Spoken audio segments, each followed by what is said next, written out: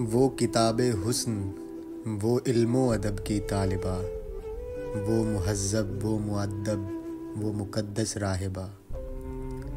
किस कदर पैराया व परवर और कितनी सादाकार, किस कदर संजीदा व खामोश, कितनी बावकार।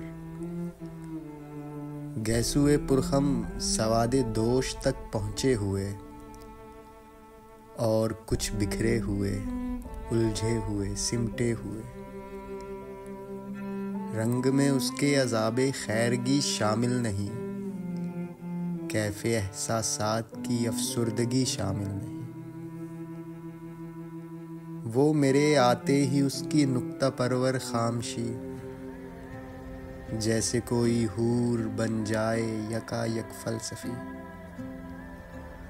मुझ पे क्या, खुद अपनी फितरत पर भी वो खुलती नहीं, ऐसी पुरिसरार लड़की मैंने देखी ही नहीं। दुख्तराने शहर की होती है जब महफिल कहीं, वो तारुफ के लिए आगे कभी बढ़ती नहीं।